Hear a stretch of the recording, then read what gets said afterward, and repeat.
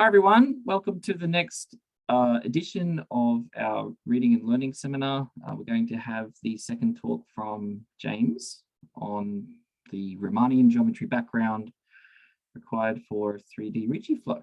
Take it away, James. Cool, thank you. Let me just share my screen, which is about pretty much how every talk starts these days. Okay, so hopefully everyone can see that. So let me just set things up. Okay, cool. So I'm going to try and keep a better eye on the chat this time. We'll see how we go. So yeah, second talk. So last week we kind of covered Romanian metrics. So we kind of understand the left-hand side of the Ricci flow equation. So that's done. And so today we're going to hopefully understand what the right-hand side is. So I'll just jump into it. So let's just take a Romanian manifold, which we know what that is now.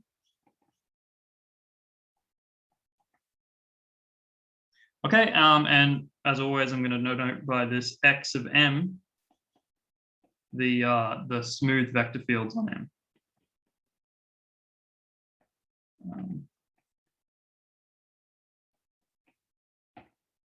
Okay, so where we left last time is we wanted to generalize the directional derivative to what's called the Levy-Trivita connection on a Romanian manifold. So I kind of motivated that a little bit.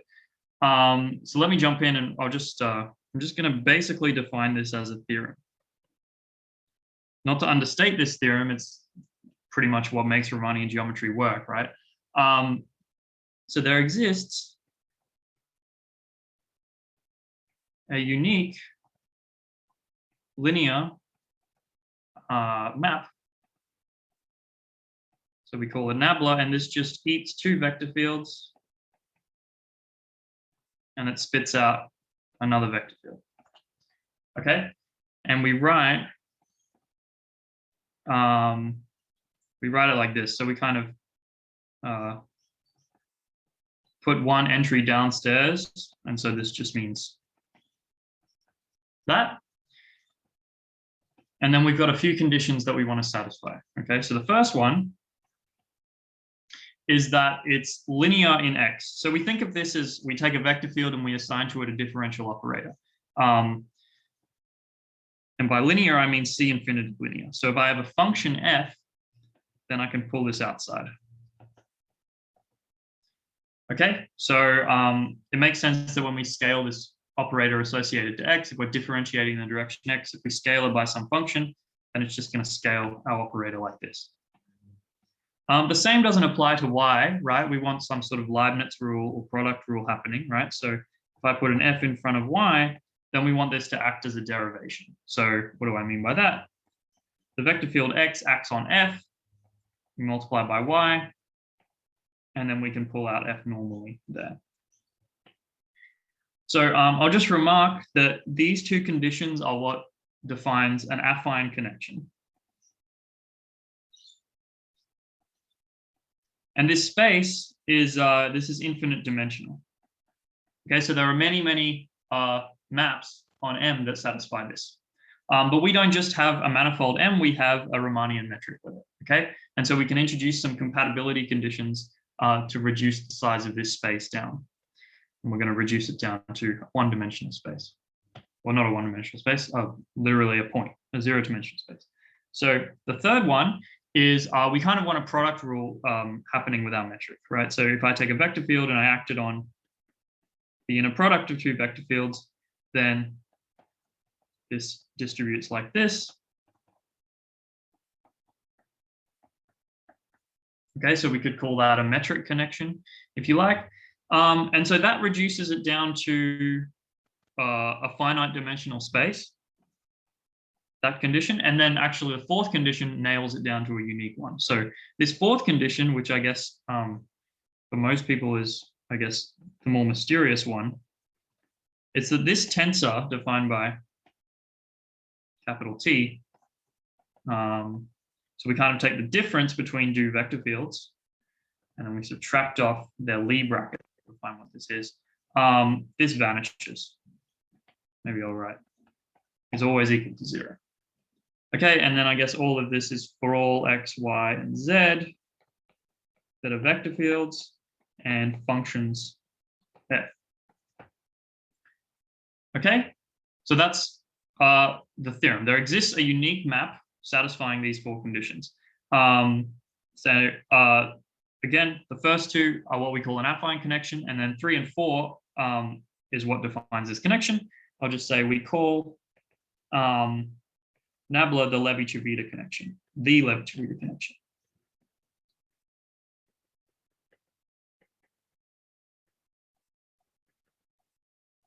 Right, and this depends on our metric G. Now, if you haven't seen this Lie bracket before, it takes 2 vector fields and it gives another vector field. So how do we define a vector field? Well, we have to ask how it acts on functions, and this is the commutator of this vector field acting on that function. Okay, and then I'll note that if I have an f in front of y there, this thing is not C infinity linear. This acts as a derivation on f. And I'll also note that it vanishes on any coordinate basis, just like this. Okay. So the point, I mean, this is a very deep and important object, but for us, we're just going to think about it as sort of tensifying objects, right? So if I just wrote that I wanted my vector fields to commute like this would not be a coordinate-free definition, right? Because if this is not C infinity linear. So I want to be able to put in a function here and then pull it out of this tensor. All right, I want to be able to define it like that. So what we do to fix that issue is we can actually subtract off this Lie bracket, and this gives us expression that's tensorial, meaning if I put an f here, then it's the same as if I put an f out here, right? It's linear over smooth functions, and that means that it suffices essentially to check this on a basis, on a coordinate basis, right? Because every vector field can be written as a C infinity linear combination of coordinate vector fields. So that's why this term pops up, and it's going to pop up one more time. And it's going to be for the same reason that we want to make a tensorial expression or a coordinate-free expression. Okay, so we call this the Levy-Trivita connection, and it's uniquely determined by G. All right. So I think, Glenn, you had a question about what the heck torsion is, right, last week or something? So I guess my attempt to maybe clarify what torsion is, like what this last term means. The first 3 kind of intuitive, and then this one is kind of weird. The best way I can explain it is by showing a connection with torsion, right? So if I do a connection with torsion, i.e. 4 fails, I can do it like this. So this is an example, right? So if I take M equal to R3 with just the Euclidean metric, and I'll define a new connection. So this satisfies 1 to 3. On the usual basis vectors for R3, I define it like this. EI cross EJ. So I take a cross product. So it's pretty clear that the torsion of this, well, it's the commutator of like the anti-symmetric part of this, right? So but the anti-symmetric part of the cross product is just twice the cross product. Okay, and so this torsion doesn't vanish, right? It turns out that the sort of the geodesics. So what do I mean by geodesics? I mean curves that map from R into R3, such that this holds, right? So the derivative of the velocity, sort of the second derivative of the velocity, holds. Sorry, chat question. Why does that respect Leibniz? Oh, good question. I'm defining this on the basis, right, on this constant basis vectors. And so I can just extend it by the Leibniz rule to all vector fields. Okay, so yeah, I guess this isn't the full definition, right? But I just extend it by 1 and 2. So sort of what am I saying? So curves with sort of the second derivative with respect to the connection being 0. So these ones are straight lines.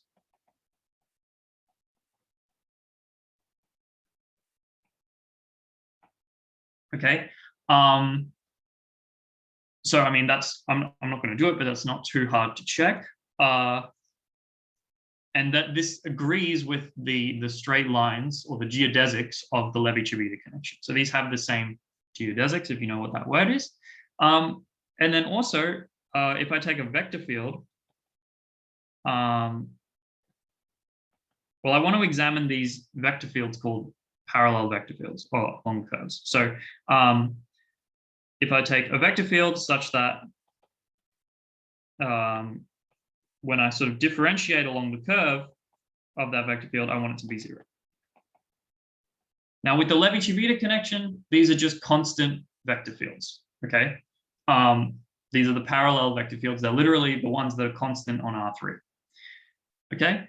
With this connection, if I travel along gamma, which is a straight line, I have some vector v. And as I travel along, actually what we get, and you can maybe believe me, because we have a cross product here, that if I solve this differential equation for v, I get this sort of rotating vector field.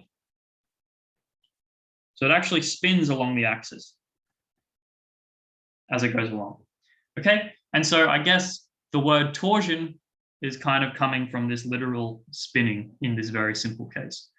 So maybe that helps you kind of intuitively understand what torsion is. It literally is kind of a rotation of a frame for a connection. But we don't want that for the Levy-Trivita connection. We want our parallel vector fields to sort of not rotate. So if we parallel transport with the Levy-Trivita connection, we would just get this. So that's the one we choose. All right. So I guess a good exercise is to sort of verify what I said and also verify that this is a metric connection. Okay. All right. Any questions on that? All right. Yep. Sorry, I have a quick question. How easy is it to show that it's finite dimensional, the ones that are compatible with the metric? That's a good question. I'm not sure, but I think what you get is sort of n choose 2 of them, and then the torsion being this anti-symmetric 2 tensor determines the connection. I think you can prescribe the torsion, but don't fully believe me on that because maybe I'm wrong. That's a good question. I'm not sure.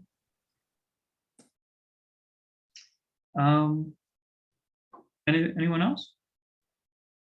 Any comments? All right, cool. Okay, so in coordinates, say we want some coordinates xi, we have this basis, right, d by dxi of these differential operators, and we can write the following. So we want a coordinate expression for this object. Okay, so we can just evaluate it on 2 of the basis vectors. Now what happens? So this eats 2 vector fields and it spits out another vector field. So what we're going to get is some function. Well, we're going to get some vector field, right? But then we can expand that vector field in a basis. The expansion is going to depend on the 2 vector fields I input, and it's going to look like this. So we're summing over k. All right, and then again, the torsion condition number 4 is equivalent to these are what we call Christoffel symbols being symmetric in I and J. So algebraically, it's also very nice to have this. And so we can get a formula, right? So 1 to 4 imply the following.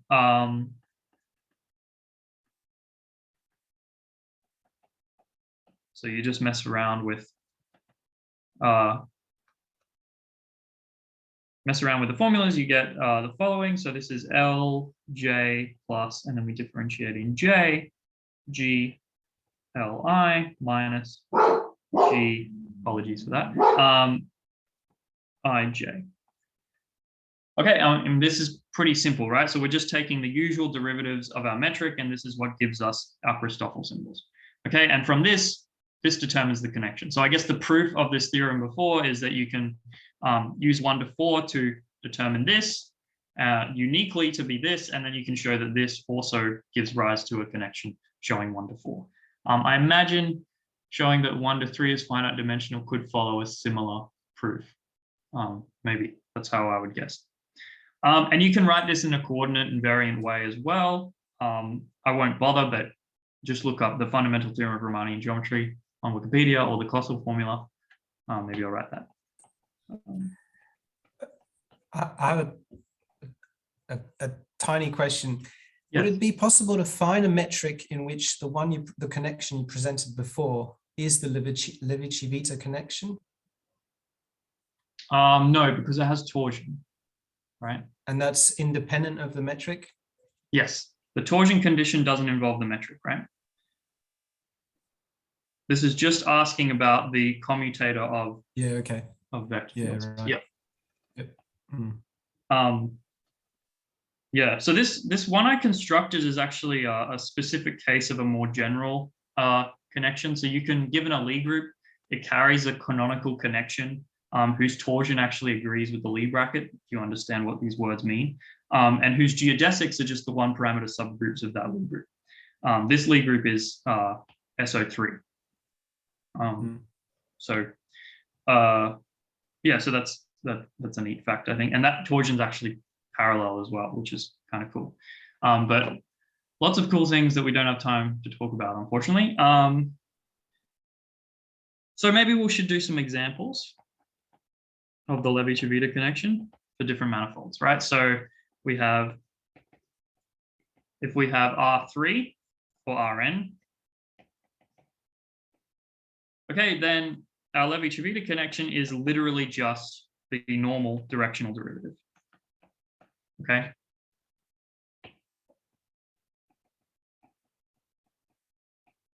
That we know and love. Okay. So not much to say about that. I guess the Christoffel symbols here, they're all 0. All right.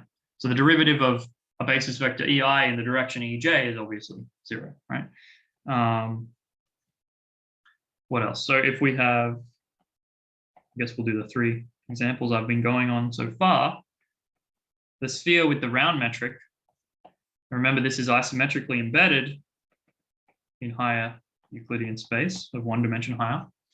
Right, so if we take some x in Sn, then remember we can write the tangent space of R to the n plus 1 as the tangent space of Sn plus the span of the point in question, right? And then the round metric is just the restriction of the Euclidean metric to the tangent space of the sphere. And then the Levi-Civita connection in that case is just the projection onto the tangent space of the directional derivative. And now this is a fact that's true for any isometrically embedded manifold in some other manifold. You take the Levi-Civita connection of the ambient manifold and you restrict it, you project it onto the tangent space of the embedded manifold. So that's a nice way to compute it. And so we can work this out, right? The projection just down one vector is pretty easy. This is just this one evaluated x, and then we subtract the sort of normal part, right? So this is x, comma, d, x, y times x. So that's the projection onto the tangent space. And if I want to write it as sort of a function, I'll write this because it's going to be useful later. So this is the connection at one point. I'm going to write it like this. So x is a function of x, it's just the identity function, right? So the identity y identity. So this is very special to Euclidean space, that the identity function gives you a vector, right? So is that correct? No, dxy, sorry. And then I'm just going to do this computation now, so it makes it easier when we do the example later. I'm going to use the part 3, right? So the compatibility with the metric, to write this as the derivative of this in the direction x plus the derivative of the identity function in the direction x. But the derivative of the identity is just the identity. So you just get, well, this one turns into x, y times the identity. And this one vanishes, right? Because y, remember x and y, I haven't stated this yet, but x and y are vector fields of Sn, okay? So they lie in this space, which means they're perpendicular to x always. So this inner product vanishes. Okay, so that's a pretty direct formula for the Levy-Trivita connection on the sphere. All right, and maybe just for completeness, we'll do hyperbolic space. This one, I guess I'm debating whether I should write it because it's not too enlightening, but if our metric is this, then the inverse metric is just this. And then I guess the derivative of that metric you can work out, right? The derivative, just the usual derivative in coordinates, and you get the formula. I guess I'm just writing this out to prove that I can do it.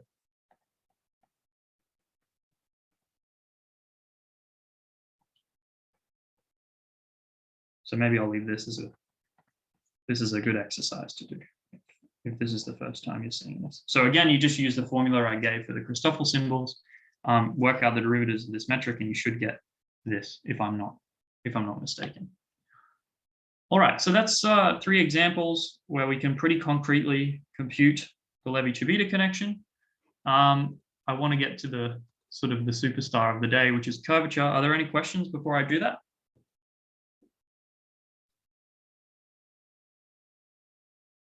All right, cool. All right. So curvature. This is what we're here for. I'll try and motivate it a little bit. If anyone has any comments on whether or not, or like to motivate it more, I would encourage it. But this is how I kind of think about it. So let's just take Rn again with the Euclidean metric. Okay, and in this case, the Levy-Trivita connection is just given by the usual directional derivative. All right. Now notice, so for a vector field, we can actually differentiate in any order, right? So what do I mean by this? Well, if I, so if I write the derivative in the xi direction, and then the xj and then the xi direction of z minus the derivative in the j, and then the I and then the j of z, well, that's always going to be 0. Okay, this is Frobenius's theorem or something that we learn in first year maths, right? So this is because a vector field, right? We just in Rn we just think of it as its coordinates, and then we just differentiate the function in coordinates, and then that gives us the correct thing, right? Clairaut's theorem. Oh yeah, that's correct. Yeah. So, but we can rewrite this, right? So this is the following. I'm just writing this as directional derivatives. This is nothing but a notation change.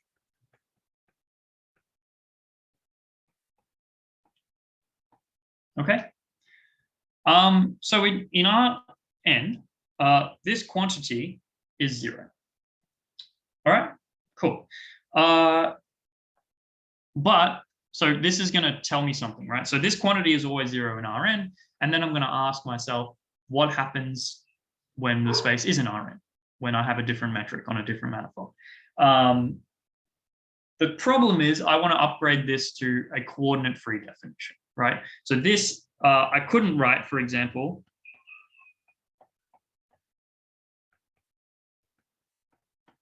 this is wrong, right? For arbitrary vector fields, other than the coordinate ones, this is wrong, right? The reason is because this is not a C infinity linear relationship. So what I want to do is write this tensorially as the following. 0 is the commutator of this acting on Z.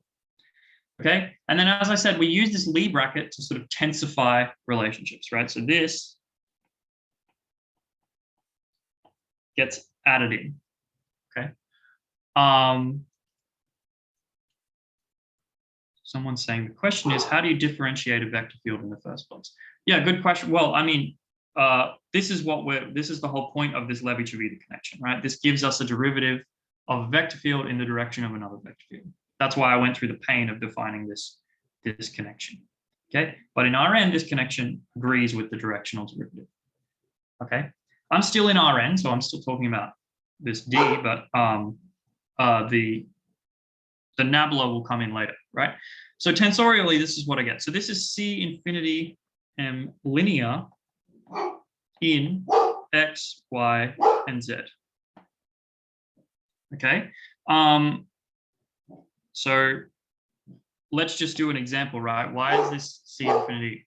I'm sorry, I'm just gonna wait 1 second.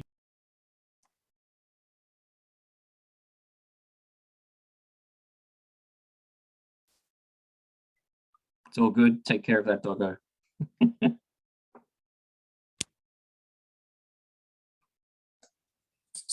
Maybe a nice question because it seems to be common knowledge, but that last equation he wrote just falls out of the torsion-free condition, doesn't it?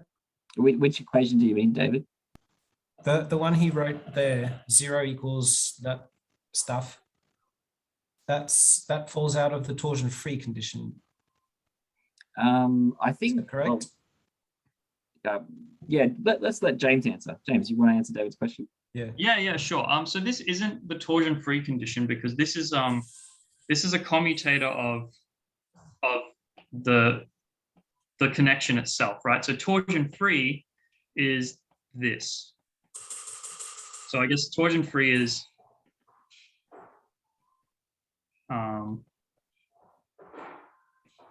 that, right? So this is a second order relationship, right? Torsion-free is only a first order relationship. Hopefully so when you write that equation down, that's a target, or is that's what you want, or is that what you get? This is okay. So this equation I've written here, this holds in generality for Rn. Okay. So this D, remember, we're working in Rn. Okay. This follows, right? This follows because this one holds. Do you agree that's obvious enough that one holds? Well, not that obvious. Yeah. I mean, I guess the directional derivative of these guys is literally just that. Well, that's what I don't understand. I mean, I'm trying to avoid coordinates in my mind. So, so if you tell me you have basis vectors, which I guess you're thinking of them as being commuting vector fields. Yes. You're using the canonical coordinates here, right? You're using a particular coordinate chart. Yes, yeah. These literally are the standard coordinates on Rn, right? I think these won't necessarily hold in other coordinates, for example, polar coordinates. Is that right? Well, I mean, the coordinates are always going to commute, right? You're always going to have this in some coordinate chart, no matter what it is. Your directional derivative won't satisfy that relation in general. Yes, sure. Yeah, I agree. Yeah, so this is, I guess, very specific to, I should have maybe mentioned that.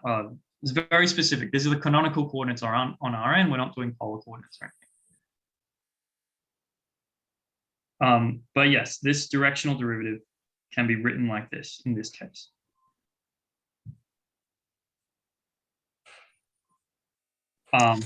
instead of talking about coordinates, if that's causing some issue, you could think about this instead as the fact that on Rn, you get a canonical choice of parallel vector fields that are everywhere linearly independent. So that would be one way of making this coordinate free in a sense. Yeah, yeah.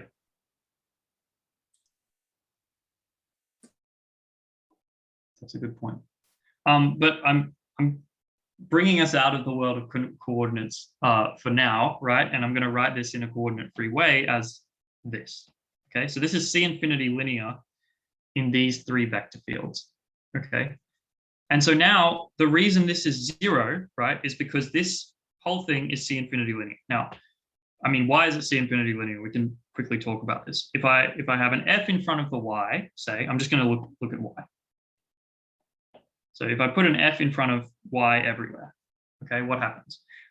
It is not C infinity linear, right? It acts as a derivation. So this pulls out to here, but we have this other term, X acting on it. Sorry, this should be like a, am I right? Yes, sorry, this should be just that. Something like that. Anyway, the point is that you get terms that cancel. It's D of, yeah, I think I could see how it's going, but the last term should be D of XFY acting on Z, and then you can pull that term out because it's just a function at that point. Yes, you're right. So I get, yeah, exactly. So I get D, I get X of F dy acting on Z there, right? And then here I get the same thing, XF dy acting on Z, right? And then these two will cancel out, right? And so I get this C infinity linear relationship, right? And then obviously any vector field can be written as some functions, C infinity functions, times my basis vectors, okay? This holds on my basis vectors by my observation up here. And so this is going to hold for all vector fields in Rn. Does that make sense? Because I just pull out the coefficients that are all smooth functions. And so this is going to vanish on the coordinates, and so therefore it vanishes on all vector fields. So this is a general statement, or it is very particular in this case? For Rn, this is general for Rn. For any vector field, so maybe I should make that clear. This is Rn. Yeah, C infinity. Oh, sorry, vector fields in Rn. Okay. So the point of curvature is this won't hold on a general Riemann manifold, but it is a coordinate-free thing we can write. So maybe I'll just write the definition. So if M and G is a Romanian manifold, right, then the curvature, the Riemann curvature tensor,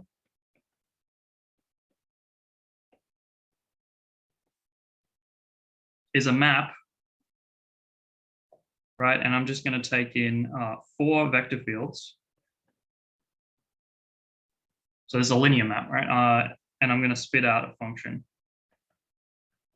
And it's given by the following, right? So it eats 4 vector fields. And then I just use this thing up here to motivate it, right? So now I use the Levy Trivita connection to write the same thing. I'm running out of space, unfortunately. And all I want to do really, and this is just kind of an aesthetic point, is I want to take the inner product with W, but really the quantity that we care about is this commutator, right? So this is the definition of curvature, the Riemann curvature tensor. All right? And so this is motivated by the fact that this equals 0 in Rn. Okay? So we can write in coordinates. Now I'm often going to write R instead of Rm, so I apologize if I miss that, but we can write in coordinates like this. And I'm only writing that because I want to state some symmetries, right? So this Rm is just given by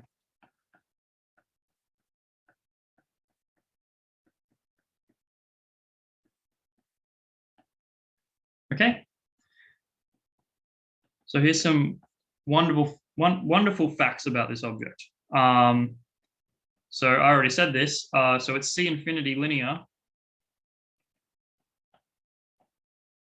in all entries. So we kind of checked that for Y already, but you can check that for X, Z, and W as well. We have some symmetries. So if I interchange the first two entries, it's anti-symmetric. And also if I interchange the last two entries. Okay, so it's anti-symmetric in the first two and the last two. It's symmetric if I simultaneously swap 1, 2, and 3, and 4. Or sorry, 1 and 3 and 2 and 4. So maybe it's just easier to write it down. Right, so I swap like that, and then that's symmetric. So you can concisely write this as it being a symmetric 2 tensor on here, if you like. That summarizes it. And then we get some other nice identities, right? The Bianchi identity. So, all right, this is the first Bianchi identity. And this gives us cyclic symmetry in the first three. So this is plus R, J, K, I, L, plus R, K, I, J, L. We also get the second Bianchi identity. And this is to do with the derivatives of it, the covariant derivatives. So I, what did I write? J. You want the first Bianchi identity to be equal to something, right? Yes. Yeah, Equal to 0 would be a good idea. Yes. So, yep, we get that. And then we get, what should I write? J, K, L. Sometimes you run out of letters when you're doing things in coordinates. K, I, L, R. K, R, I, J, L, R. 0. I haven't said explicitly how you extend the exterior, the Levy-Trivita connection to tensors. But you just do it essentially by the product rule.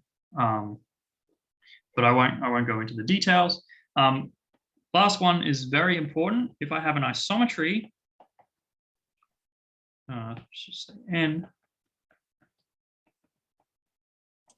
an isometry of Riemannian manifolds, then the curvature is preserved.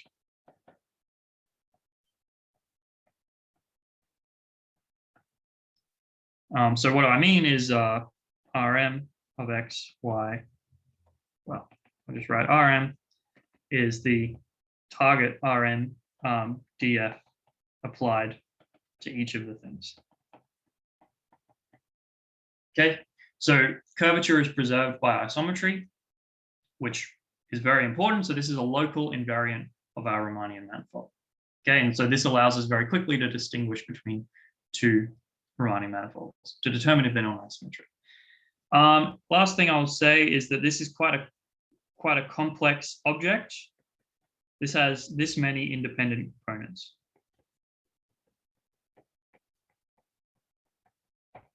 Okay, so it's quite unwieldy in the sense that there's a lot of information in there. So we often take traces of this tensor to get some more tractable tensors.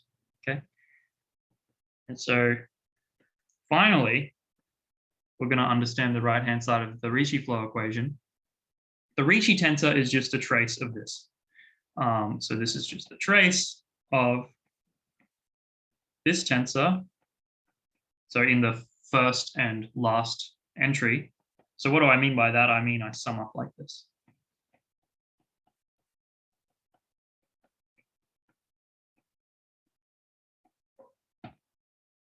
Okay. And so again, we can write this in coordinates if we like. This is just reach J. And this is a symmetric 2 tensor. Symmetric because of the symmetries of Rm. So I can swap the two and then I can swap them both, but I get a minus sign coming out of both. So it's just, it's symmetric in X and Y. Okay. So I've spat a lot of definitions. What is the Ricci curvature intuitively? So we can have sort of a I won't bother writing. So we can have sort of a geometric interpretation, right? So there exist coordinates, namely the Riemann normal coordinates, which I'm not going to define, such that we get the following. The volume form of our metric G is given by 1 minus 1 on 6 times the Ricci curvature plus higher order terms. And that's compared to the volume form of the Euclidean metric. Okay, so a space with non-zero Ricci curvature differs, so the volume form differs from the Euclidean volume form, and the second order factor is precisely the Ricci curvature. So it's kind of how much the volume differs. Okay, right, so we now understand Ricci flow. Well, at least we understand what the objects are in it, right? So we differentiate the metric in the direction of the Ricci curvature. Apologies again. So one more. So we take one more trace. So unfortunately, I don't know if I'm going to have time to do an example, but I'll set it up as an exercise because I think it's useful to try. So one more trace is the scalar curvature, right? So we define this R to be the trace of Ricci, right? Which again is just Gij, Ricci. Okay, what is the scalar curvature? Well, again, you can kind of think of it geometrically as the following. If I take a ball of radius epsilon in the metric, the classical metric induced by the Romanian metric in the manifold, and I divide it by the volume of the ball of radius epsilon in the Euclidean sense, then this is 1 minus R on 6n plus 2 epsilon squared plus O of epsilon over 4. So again, the scalar curvature is basically telling us exactly how the volume differs up to second order. So very small balls, if you have positive scalar curvature, then the volume is going to be slightly smaller. If you have negative scalar curvature, it's going to be slightly bigger than flat space. Okay, I probably have time. I think we started a couple minutes late, so I have time to talk about one more kind of curvature. And this is going to be important to prove. Well, it's in the statement of kind of the first big theorem that was proven with Ricci flow by Hamilton. So we have the sectional curvature. So this is a collection of maps that take two planes in TXM, and they give real numbers. Okay, so for a two-plane in the tangent space, right? I literally mean spanned by two vectors, right? A two-dimensional plane. The sectional curvature of it is just given by the Riemannian curvature of x, y, y, x, where x and y are an orthonormal basis. Okay. Of the plane, right? Okay, so given a plane, you can choose an orthonormal basis, and that gives you, and you can plug it into the Riemannian curvature this way, and that gives you a curvature associated to that two-plane, right? So what do I mean by this? Why do we care about this? This is kind of, I guess, the reason why we care about this object, right? So geodesics are beginning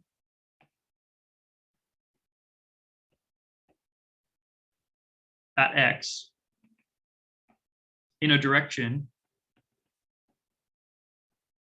in sigma x, right? So we pick, so geodesics, what are they? They're the length minimizing curves, right? I'm not going to go into it, but we have the plane, we pick a point, we go in a direction inside that plane, right? These cut out a surface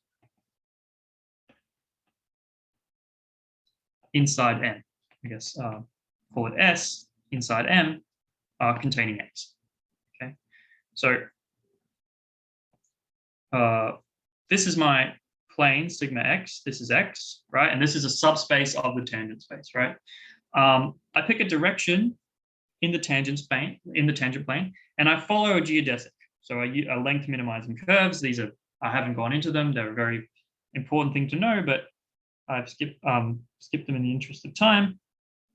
You can pick a bunch of directions in this plane and you cut out a surface, right? That's terrible. Cut out a surface. You can imagine, okay? Surface is going to depend on the metric itself, okay? And so it turns out that the sectional curvature associated to this plane, right, is exactly the Gaussian curvature of this surface that you cut out.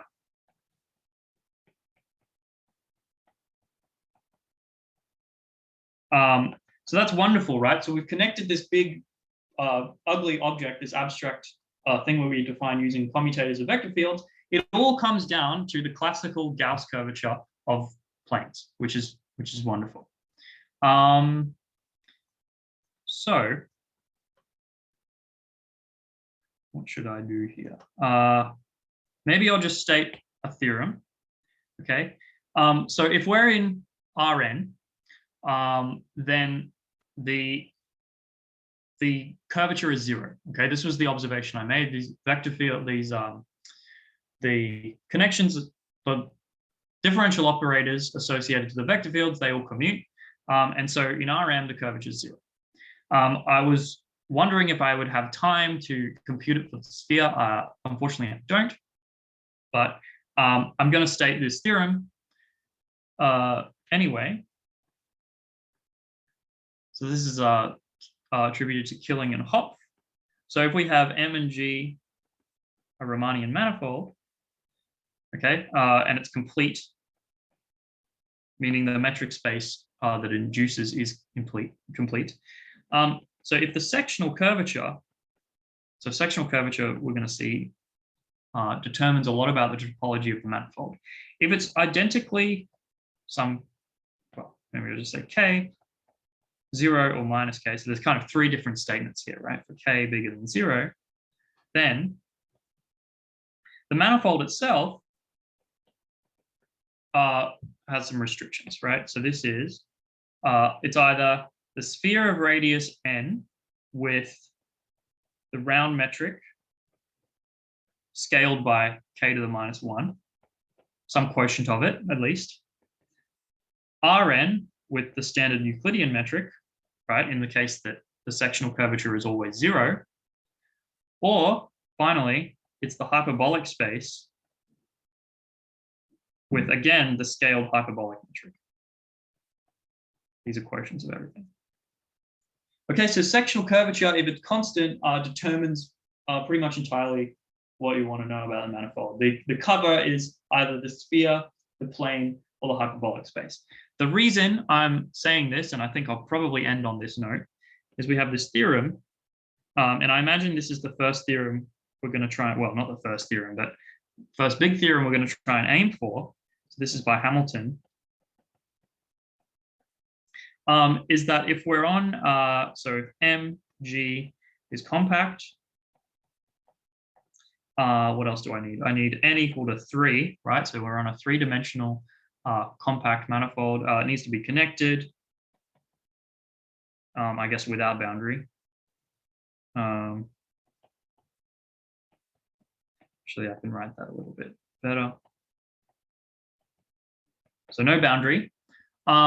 Then if I have positive Ricci curvature, meaning the 2 tensor is positive definite, right? So what do I mean? This means that Ricci xx is always bigger than 0. Positive Ricci curvature, then this implies that the sectional curvature is actually constant, and that constant's bigger than 0. Okay, and then by this theorem above, this gives you that M is actually a quotient of a sphere. Okay. And so the proof uses Ricci flow, which is hey James. What's a quotient of a sphere? So I talked about this last week, right? If you have a subgroup of the isometry group, then it acts on the manifold, right? And if it acts freely, then the quotient, like the orbit space, has the structure of a Riemannian manifold, and the and it's locally isometric to the other space. Yeah, but we're just talking about the discrete isometries here, right? So you have to be doing a zero-dimensional Lie group quotient, I think. Yeah. Yeah. Yep. I think all that theory is fine if you just take discrete groups to be zero-dimensional Lie groups. Yep. Maybe there's some technicalities. I don't know. Yeah, I think you can, in this theorem, you can say more about what gamma is. You can say it's a discrete group acting freely and properly discontinuously. But the point is, right, that if you've got constant sectional curvature, then you're locally isometric to one of these three spaces, which is quite nice. Yeah, so I'll probably leave it there. That's kind of the punchline, I guess, of the talk, and I guess the setup of the theorem, the first main theorem we want to prove with Ricci flow. Are there any questions?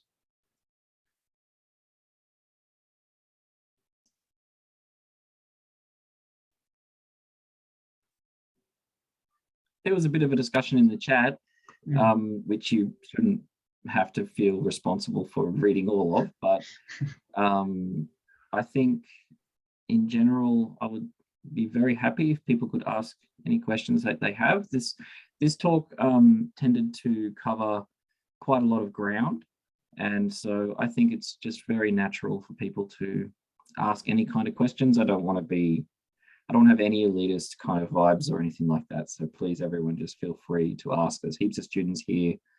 And I mean, let's be honest, we all struggled with this stuff at some point. So. Yeah, I'm sorry if I went a bit quickly. It's totally fine. I thought it was a good talk. It's good, it's fine. I guess the main takeaway, if you haven't seen this before, is I guess these couple of pages, right? The point of curvature is really measuring the failure of Clairaut's theorem to hold for vector fields.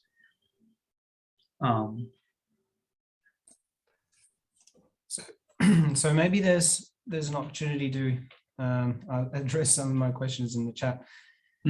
It's called the Riemann. It's called the curvature tensor, but I don't see any relation to what I would call curvature, namely the second derivative of a curve. Yes, right. How easy would it be to think of it geometrically instead of algebraically? Because here, all these definitions, they seem to be all algebraic. Namely, you need an operator that gives you a derivative and blah, blah, blah. But isn't there a way to construct these objects by taking curves and parallel transport and whatnot to, I don't know, have a picture in your mind of what the curvature is supposed to do? Yes, so I think you can. So, okay, first of all, I should mention for curves, so if n equals 1, the Riemann curvature vanishes. And this is not too hard to see. If n equals 1, then there's only one vector field on your manifold, right? There's the dimension of the tangent space is 1. So if you call that x, then we're looking at the commutator of the Levy-Trivita connection of x with itself, right? So this is going to always be 0. So Riemannian geometry is trivial in n equals 1. So this really, it doesn't really relate to curvature of curves itself. However, if n equals 2, right? If n equals 2, then this has one independent component, and it's precisely the Gaussian curvature of the surface. Okay, if n equals 2, we're dealing with the surface. And this just comes down to what I was talking about here. The sectional curvature takes a 2-plane in TXN, but if the dimension of the tangent space is 2, then there's only one 2-plane in there, and it's the self. So the sectional curvature really is just a number in that case. That number is precisely the Gaussian curvature of your 2-dimensional manifold. Hey, James, I wondered if maybe you could illustrate your point with the classic example of parallel transport on the 2-sphere, where you draw that sort of geodesic triangle thing. That might help, possibly. Yeah, so maybe I should mention, right? So I guess what we're looking at is this.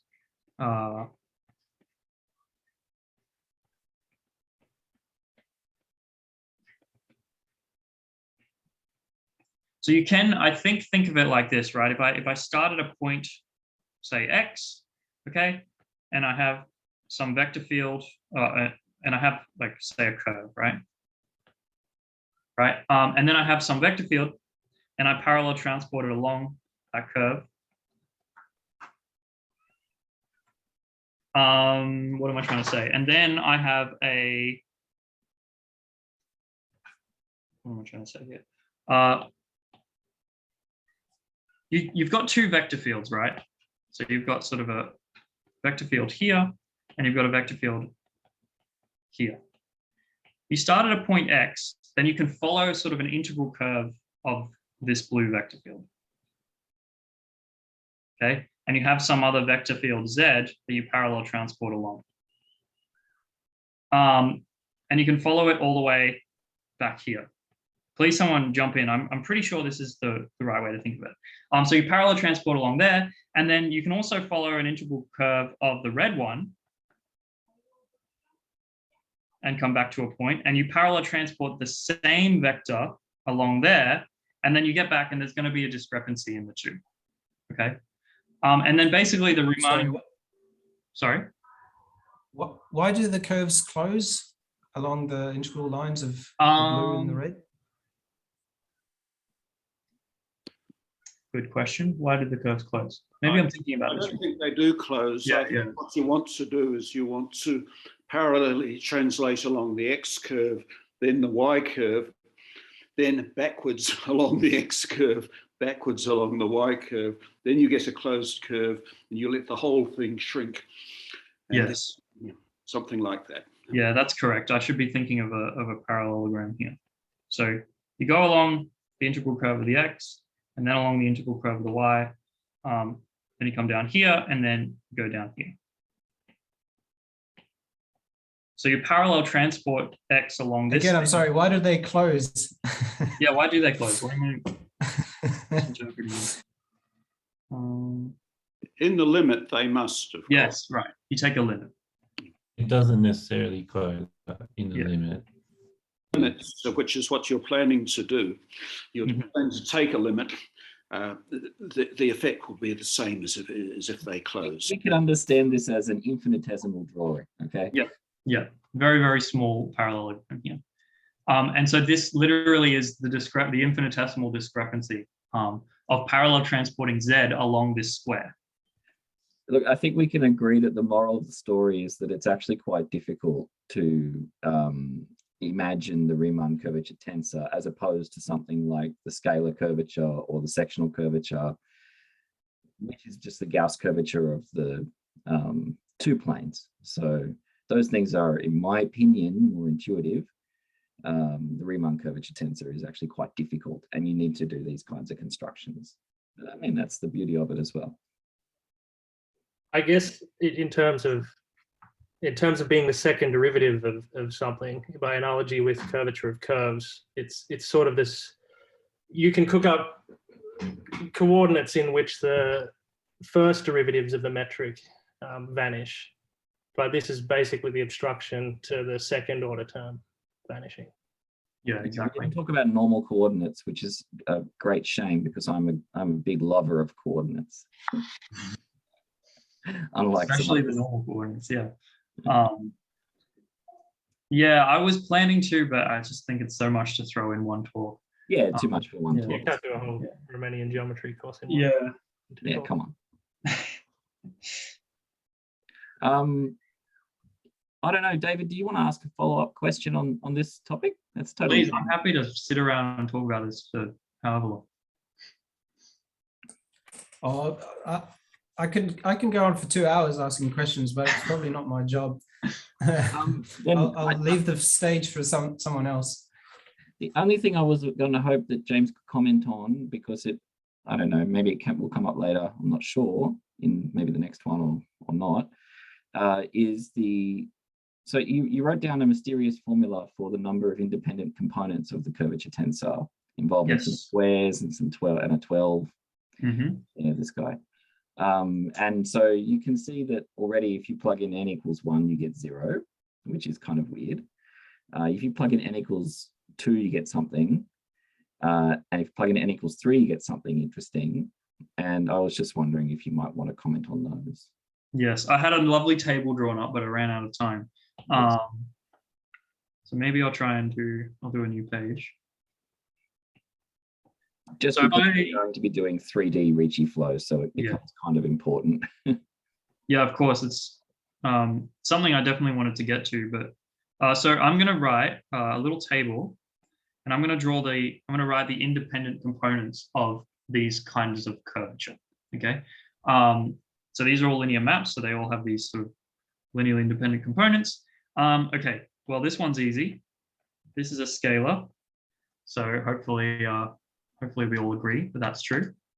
I guess you could take 0 in dimension 1 even. But. Yeah, that's a good point. Yeah, so the Riemann curvature tensor, exactly for the reason I said before, it's anti-symmetric in 2 indices. So if you plug in one vector, it's going to vanish. This has 0 components in dimension 1, right? As with the other 2. All right, cool. So in dimension 2, I plug in 2 here. What do I get? 4 times 8. No, 4 times something. Look, you get 1. 4 times 3, it's okay. Yeah, 4 times 1, 4 times 3 on 12. You get 1. And the Ricci tensor also has 1. Okay. So this is the Gauss curvature, right? This is the one intrinsic curvature related to a surface. For 3, this one's going to be bad. I think you get 6 exercise.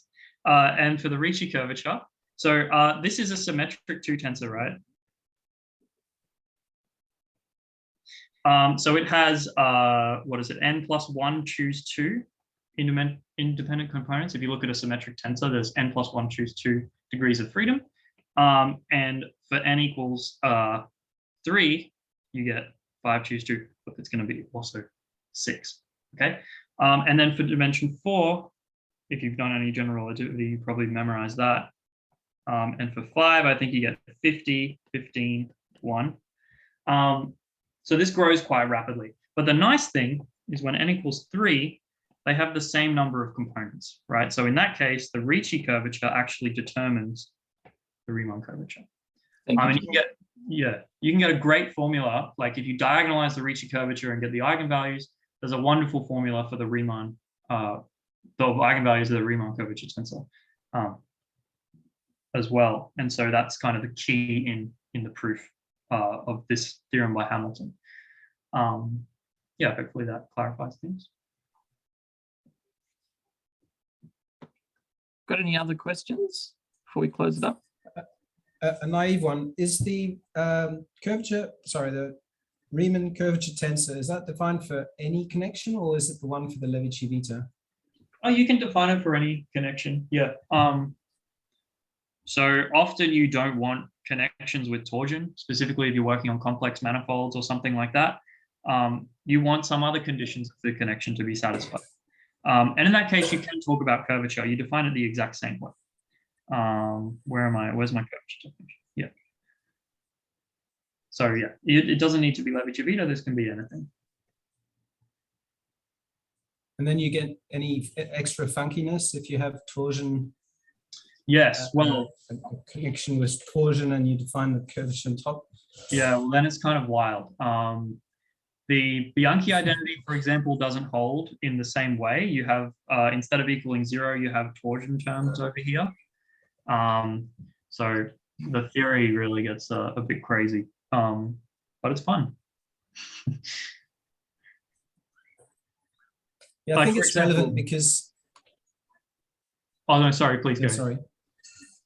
Oh no, I was about to say it's. Yeah. I'll shut up. No, you go. Oh, I was just going to say, there's in complex geometry, there's this canonical connection called the Churn Connection, and because there's complex structures around, you want the connection to preserve that complex structure, so you give up some torsion.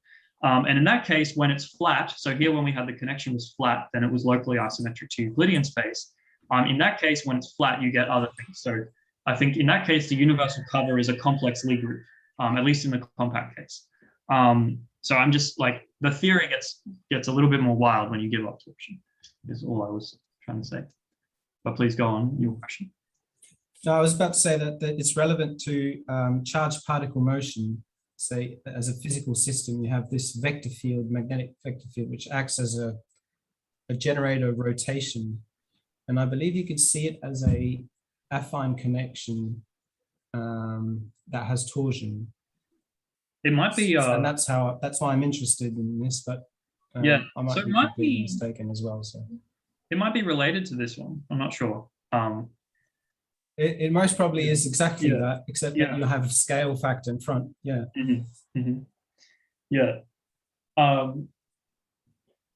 Yeah, I mean, there's plenty of reasons to give up torsion. Like this is just if you just care about Riemannian manifolds, then this is the one. This is the canonical connection to use.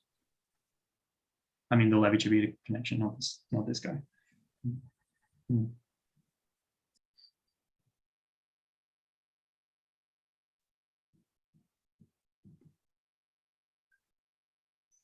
All right, great discussion.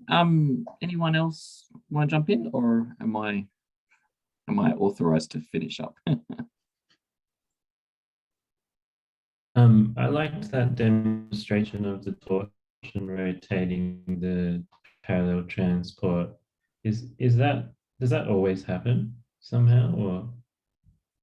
So you kind of need to define what it means for a vector to rotate, right? Because Yeah, already right. with the Levy-Trivita connection, parallel transport rotates it.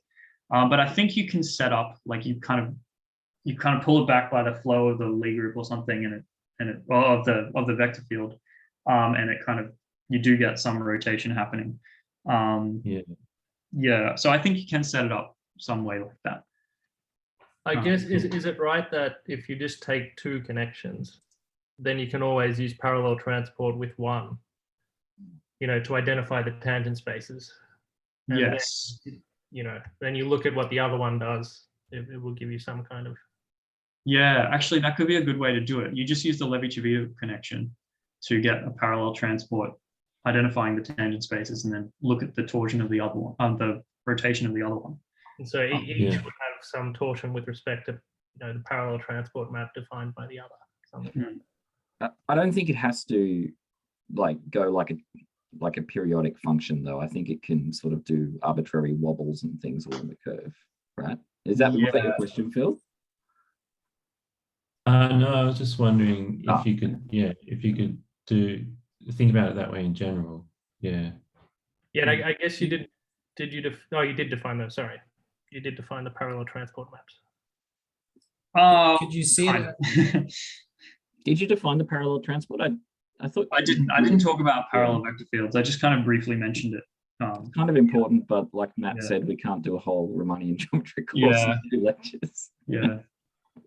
It's kind of important though, because you do have to identify how to move along tangent spaces. Yeah. Well, along a curve, you get isometries of the tangent spaces. I guess my favorite. Could you see it as a linking? Could you see it as a linking of something around a curve, around a flat curve? I mean, the connection gets its name as sort of an identification of tangent spaces. You can kind of equivalently do things like in that way. But yeah, I don't know, maybe with the right definition of linking. Yeah, probably. All right, I think we're over time. And anyway, my son's harassing me, so I've got to go. No worries. All right, thank you for the talk, James. I'm going to stop the That's all recording good. now. Thanks everyone for listening. Yeah, thanks, James. Good stuff. Thank you.